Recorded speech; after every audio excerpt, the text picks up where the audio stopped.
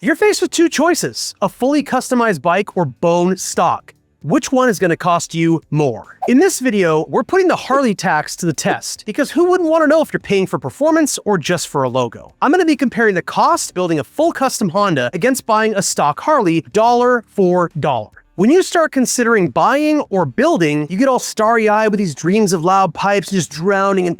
But after building bikes for 20 years, I'm going to break down the truth behind each of these options. I think the outcome is going to knock your socks off. And guys, it's probably not what you think, if you even want to think at all. You can trust me today. I'm a professional. No need to think. Let's start by establishing the first cost. That's buying the bike. Now, a stock Harley, assuming you're buying an average Harley Sportster or Softail, new from a dealership, is going to start between $10,000 to $19,000, okay? That's accounting for tax, title, and closing costs, plus the tassels, but no Sons of Anarchy vest. I know. Some Harleys are going to cost as much as $120,000 now, but let's keep this in the blue-collar price range for the purpose of discussion. So we're going to establish our starting price right around, let's say, $15K, right in the middle. Now, the reason I'm using a new bike as our Harley example is for two reasons. One, used bike prices range dramatically, and the condition is unknown. That means you're going to likely have to spend more time and more money on God knows what to unf whatever some knucklehead did to it. And two, when you finish a custom bike properly, which we'll assume is the case for the purpose of this comparison, much of it's going to be new and up to your personal standards, which, judging by your girlfriend, are quite low. Now for the base bike of a custom build. You can find a decent used Honda for between $1,500 to $5K. Wait a minute. What are we comparing a used bike to a new bike? Yes, we are. If you allow me to explain here, guys, I'll make it clear. If you're going to chop a bike, you're generally not going to go buy a bike off a showroom floor and then hack it up while you're still making payments on it. This is one of the benefits of building a custom bike. You can start with a lower cost basis. Now, the price of a used Honda Shadow is largely dependent upon three factors: location, condition, and model. First off is location. Now, if you're on the West Coast, you can expect to pay that left coast tax on almost everything. But prices in the Midwest and East Coast are far more buyer-friendly. Number two,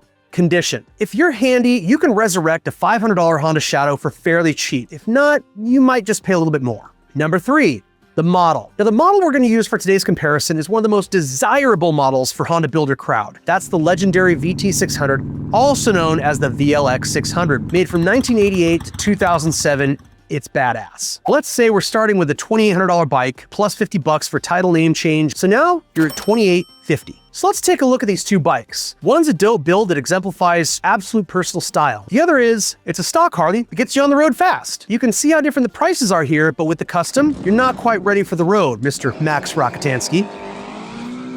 So let's break it down to the nitty-gritty. Both options have their merits and are by no means an awful choice, but the price tags are the real deciding factor in this showdown today. Now, after doing the math, the final bill actually surprised me quite a bit. Because customizing a bike can go from frugal to holy I'm going to break down the costs into four sections: body, performance, suspension, controls. These are the things that drastically change the look and ride of your build and really make it custom. There are obviously endless things you can fucking do, guys. Insane fabrication or machining work, and I could totally break down prices and cost on 922.3 individual parts like an aftermarket horn and cup warmers and heated seats, but we're going to stay away from such childish things today. Now let's get into the body list for this Honda. Fender, $180. Sissy bar option, $130. E-tank, $230. Battery box, $100. Now you got your gas tank, your plumbing, fittings, and lining, $510. Because you actually want a gas tank that doesn't crack and leak after 3 minutes of riding. I've seen it.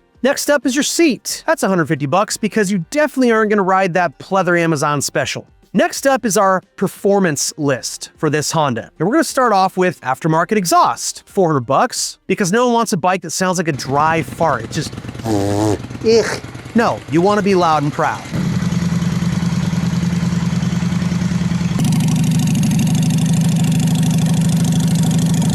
Next is your performance tuning kit, $275. Now remember, kids, anytime you change intake or exhaust, what is it? You must tune. You guys got it. Thank you. Next up is a velocity stack, $100 because everyone loves a good sucker. Lastly is tuning. Now that's free because you're watching our videos and doing it yourself. Let's move on to the suspension list. First up, we're going to go with the hardtail. Now a hardtail kit, $200. You're installing it yourself. Fork extensions, we'll do $190. Gives you that OG 6-over chopper vibe. Next up is our controls. basic one for everybody is your handlebars, right? And you don't want to forget grips and risers. We're looking at about $350 here. Next, some nice foot pegs, nice shifters, about $220. Throttle, clutch cables, $180. And this totals $2,955 doll hairs for parts. Now guys, I gotta make a point here. If you get our max fuel kit, max rear end kit, and max performance kit, you can save well over $500 on this build. Plus, you get a bunch of other stuff that's not even listed here, like a tank liner, fuel line, filters, etc., hardware. So this is gonna take the total parts cost before taxes or shipping to $2,455. I hear you guys. To be fair, let's just add 8% sales tax, okay? We're gonna put 0 shipping charge because this cart value of $24.55 ships for free domestically at tjbrutalcustoms.com because America. Now let's move to the stock Harley price. No mods, nothing special, still costs $15,000 or whatever fits the model you're using. Now the grand total for the Honda is up to $5,305 American dollars. We are definitely creeping up on that 15K. I'm gonna take a quick moment here to say I realize this is before tins have been painted, but in this day and age, there's enough amazing painters out there that you can get some awesome paint and not break the bank. So in this case, let's say you don't opt for the Dollar General rattle can flat black that's mostly water for $30, and you drop a smooth 2K to a guy you found on Instagram. A lot of great painters out there. You can spring for high dollar, but we'll go with 2K. So that brings us to $7,305 compared to $15,000 on your stock Harley.